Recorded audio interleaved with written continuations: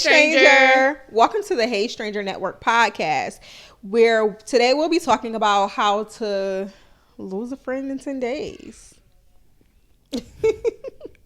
So when I think about how to lose a friend in 10 days, it made me think about that movie, How to Lose a Guy in 10 Days, right? Mm-hmm. And it's where she like strategically did things that would turn a man off. But this man, he just wasn't turned off. Like he was, complaining to his boys about it, but he just wasn't turned off. So yeah, like what are some things that would make you not want to be friends with someone in the quickness, like without a thought? I wasn't expecting that question. Oh wait. No. Oh, I threw that in there, huh? It was okay. Okay. So, things that'll make me not be somebody's friend quickly is chaos. If you're just a chaotic person, mm-hmm. you be outside, you doing too much when we go out. Like if I gotta worry about getting in fights, like that kind of thing is like, nope, we're not gonna be friends. Jealousy. If I see that you're jealous of other people or anything like that, I don't like that kind of stuff. Like, yeah. Non-supportive. That's another one. Negative. Like you're just so negative. Like, you're not motivational. You just think the worst. Right. Yeah. Like pessimistic, that kind of thing. And I agree with you. Also, too, I think if you like a type of person who don't even have anything going on or anything productive going on, I think that's just like a no for me. It's a no for me. Yeah. Yeah, no, I want to surround myself around people who got things going on. Yeah. Because I think it's easy to get distracted when you don't have anything going on, or even when you don't, you don't got no plans. Right. No productive plans. It's like, what do you do all day? Yeah. No. So I think that's within the quickness. Yeah. With that being said, difficult conversations come up a lot. And we don't necessarily we don't always take the extra steps to have those conversations with our friends. How do you navigate a difficult conversation with a friend to save that relationship, to save that friendship? Okay, so I feel like for me, I have been in situations before where I had to have difficult conversations with friends. Like I had to let them know, like, you did this, I didn't like that you did this. I think for me, the way that I approach it is usually through writing, like a text or email, something like that, because like it's hard for me to verbalize. Yeah. You never got an email from your friend? No, absolutely not. My friend sending me an email. It's easier. Sometimes it's easier in any relationship. It's easier to write it down. Like, I get a text, but an email, I ain't never. I mean, I got an email from a man before, but not. I don't know. My friend. I don't know. Like an email is mad formal. It is, but sometimes it's just easier to just type it all out. Okay. Or write it down, and it's just. I never sent an email, but I did have a friend email me before. So it's like, but I mean. I don't know why she chose email instead of text. Maybe that was just more convenient. Yeah, maybe. But yeah. So, but I do know that sometimes, even if you're, in a relationship, like even with your partner, like sometimes it's easier to just write a letter, because sometimes you just don't have the words, and if you write it, you can, you can just spill more on the page and be more clear in your thoughts. I had a man who wrote me a letter and he sent it to my house before. Oh, a love letter or like a? It was because I had him blocked on everything. Oh, he really was trying to get through. Yeah, and I thought it was so cute because it really was so cute. He was blocked on everything. Oh, he was blocked on everything, but it was so cute. But why? That sounds toxic. Because why did you block him then? If it was so cute that he's in the letter. I'm probably really the toxic one in real life. Oh. Probably me being a brat, If you don't do something, I'm gonna block you. I'm just one of those. But he ain't do nothing too crazy. But it was more so like, I don't know, I'm just gonna block him because I knew blocking got to him. He probably gonna hear this podcast. But I knew block ain't really get to him. Yeah. Yeah. I blocked him. He sent me a letter. So I don't know. You appreciated the letter. I did, and it like made me go closer to him because I'm like, damn, to write a letter. Yeah.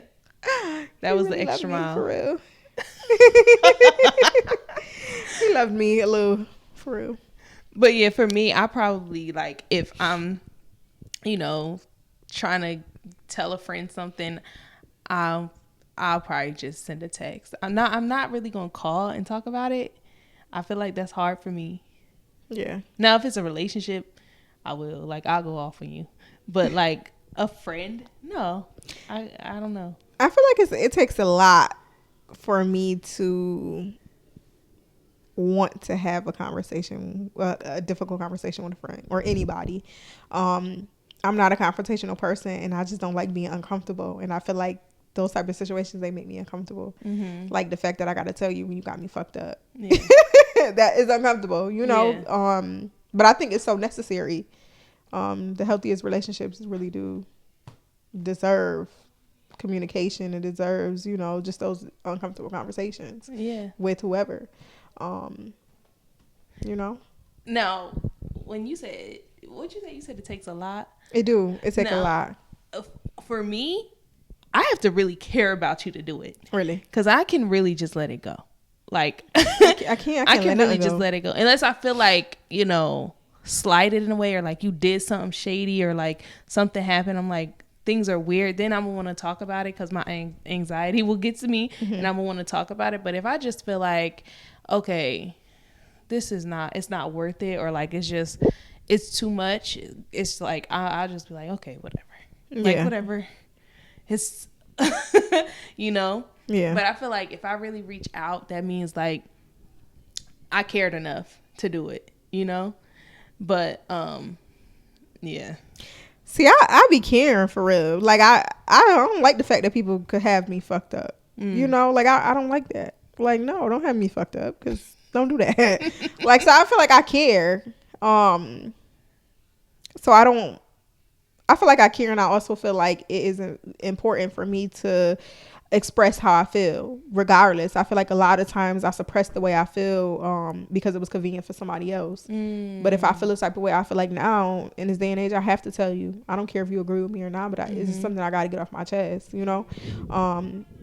because it makes me feel better, and it makes me feel like, okay, I stood up for myself in a sense, like I don't ever want to suppress my feelings to make somebody else, because that's what I was doing when I was younger, and I don't want to do that because it's not a good feeling, because you have so much that's like built up, and it's just like, okay, now I'm going to snap, and it's going to be in the worst way, and I don't want to get there, Like, speaking of snapping, have you ever had anybody do that to you? Like, have you ever bought something to somebody's attention and they like didn't respond well? They didn't receive it well? Yeah, I did. Yep. They didn't. But I also been on the other end of the conversation too, where I didn't receive something well and I snapped. Yeah. Then I look back and like, damn, I was being dramatic, or I was just like ODing in a situation, but still it was my feelings, and I felt like, nah, you need to understand where I'm coming from. Mm-hmm. But yeah, I have. How do you work on that though? How do you work on receiving criticism of yourself, like in a friendship, or when you may have done something that the other person didn't think was right? How do you work? Because I know for me, if a person has like a criticism of me as a friend, like I don't snap. Like, I'm not gonna snap. But sometimes I feel the need to defend. Mm-hmm. I think it's normal. Yeah. I feel like I need to know like what I did to make you feel that way. I need to know the facts of what I did to make you feel that way. So then maybe I can be like, damn, you know what? You probably is right. I probably did do whatever you said I did unintentionally. You get what I'm saying? But I need to know what exactly got you feeling that way. Because if you can't give me a valid reason, it's like, okay, maybe you really don't got a valid reason. Mm-hmm. Yeah. So I need to know, what did I do to make you feel some type of way? Mm-hmm. Do you find that you need closure? Because I don't think I do. I really need it. Not even necessarily closure. I need understanding. Yeah. I need to understand. Like, I need to know that. Yeah. I need to know. I would just need to know why. I don't know why I need to know why. I be wanting to know why at every point of the situation here. Like, why is this happening? Yeah. I need to stop that. Why you need to stop? Cause it's like it don't matter. It don't matter. The why don't matter. Is what really matter is that it happened. Well, the why could matter because of self-improvement. Like maybe it is something that you could improve on, you know? Like I feel like I have friendships where it's like things kind of just, what's the word I'm looking for? Like we just float along. No, like stop talking. Like it just ends. But it's not like there's never a conversation of like, is there a conversation of we're ending this friendship? Have you ever had that? I've never had that conversation of like, you know how people say a friendship breakup is harder than a man and woman, like a relationship breakup. I've never had a friendship breakup where somebody's like, I'm not your friend no more. Like I never had that. I don't know if I've ever had that other. I've just had, we just don't talk no more. Like we just don't call each other no more. We don't talk no more. I never had like the feeling of like a friend being like, I don't want to be your friend no more. I don't want to be your friend no more. Which I don't know. I feel like that would be like a what? Like you sound that horrible. You said that. The Hey Stranger Network podcast is brought to you by Tribe Vibes ATL. Tribe Vibes ATL recommends family-friendly restaurants and events and travel. Are you looking for family-friendly things to do? You can follow Tribe Vibes ATL on all platforms at Tribe Vibes ATL. You can also find them on www.tribevibesworld.com. So have you ever had a friend say to you, I don't want to be your friend no more? So I never had that. A friend say I don't want to be your friend no more. I mean, I've had friends who gave me criticism, but it was more so, it wasn't about like a character criticism. It was just more so like I would do this if I was given the situation or if I was in the situation. Yeah, it wasn't really character though. But I never had a friend that said I didn't want to be your friend no more. I need to express myself, you know. Like I don't, I feel like I need to express myself. Let you know where you got me fucked up at. Because the fact that you could have me fucked up, no, that don't sit well with me, you know. Like, like how do you start that off? Like how do you start a difficult conversation off with a friend? Like what do you say?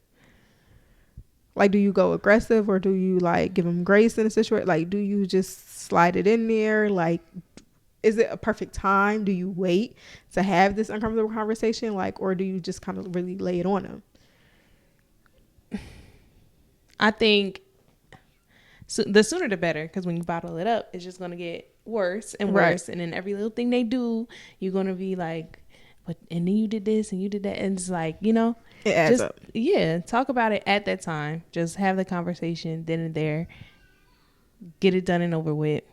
And I agree. Like if I ever do something to you or to any of my friends, like correct me right then and there. Don't wait 10 days later. Don't wait a year later. Don't correct me. Like not you tripping right then and there. I don't care. Or if we around people, then when we get back to us being around only me and you, correct me. Like, you know, like don't wait. Like when people do that. Cause then it's like, then you don't know what that person is like. They might be holding something in. And then you got to deal with the worrying about like, do they have something they going to spring on me next week? Right. They was mad about it last week. Like, exactly. It just create problems. Exactly. On top of the problems you already got. Right. Yeah. Okay. It was something else I wanted to say though. Oh yeah. I wanted to say about what I said earlier. Do you think that a friendship breakup is harder than a relationship breakup?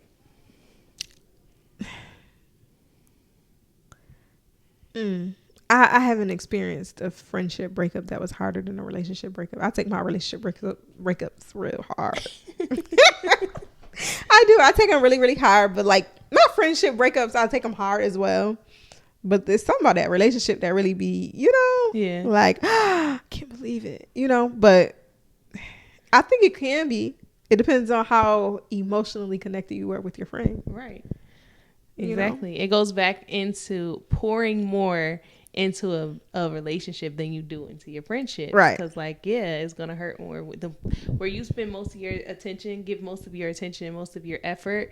It's going to hurt more when you lose that. But exactly. You know, yeah. But if you have this friendship where it's just, y'all just friends, whatever, it's not so bad. But that's part of the issue why our friendships don't last as long. Right. We're not pouring into them. We're not putting the effort into them. Exactly. And I feel like now, this day and age, I probably really do. It affects me more than it would when I was younger, because when I was younger, I didn't really care to even put effort into a friendship. I thought friendships just really flow naturally, which some of them do. But when you are intentionally building a friendship, I think you take everything into consideration, because you do become emotionally involved. Whereas, like, you know, now, like, oh no, I'm definitely gonna give a fuck, because now I care about keeping somebody around. Before, no, fuck them, they got me fucked up, and you know, they could go on about their way. But I wouldn't necessarily. I would give my friends now grace. You get what I'm saying? Like, I wouldn't. The friendships that I create, I would give them grace, because I clearly, it's the reason why I want you in my life, because I'm being strategic about creating friends. Right. Yeah. Yeah. When you meet those strangers, be strategic from the beginning about building the friendship. You know, what type of friend is this? Like, we talked about that, types of friends. I don't know, maybe we should do another episode on that. But like, types of friends, like, which place in my life is this friend? Because not every friend is going to be for everything. Right, literally. And I think it's very important to know what type of friend you are, or what type of friend you are being to someone else. I think just really knowing that dynamic, it really will help the relationship or the friendship run smoothly. Yeah. All right, y'all. So yeah, we didn't do media mess. So now, okay, media mess this week is about Tyrese and DJ Envy.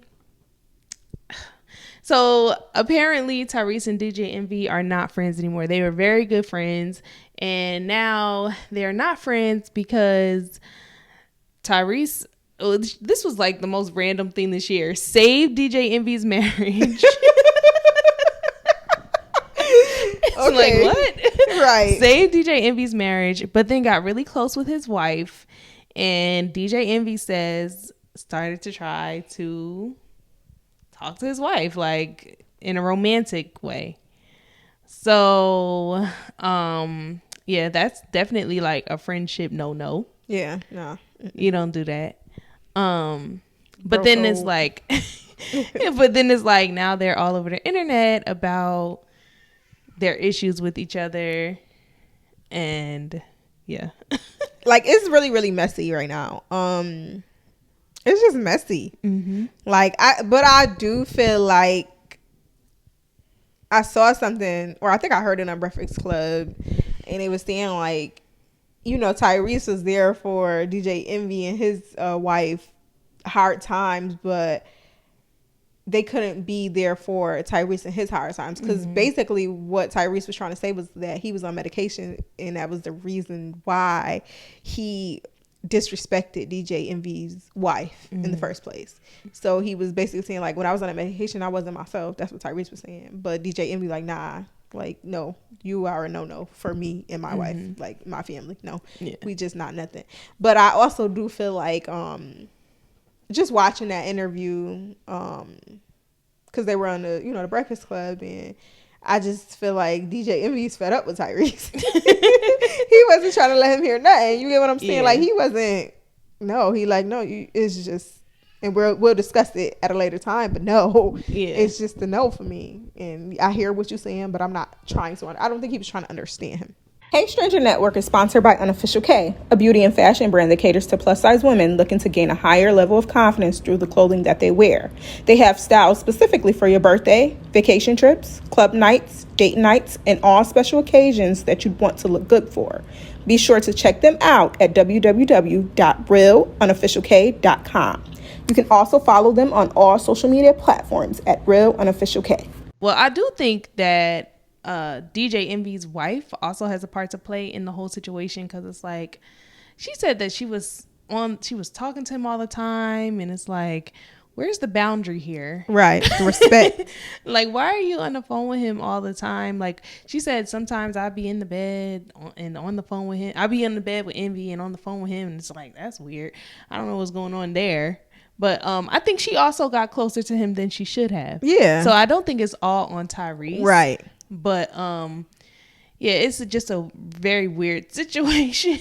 Like, it's just very strange. And you know what they say, a shoulder to cry on.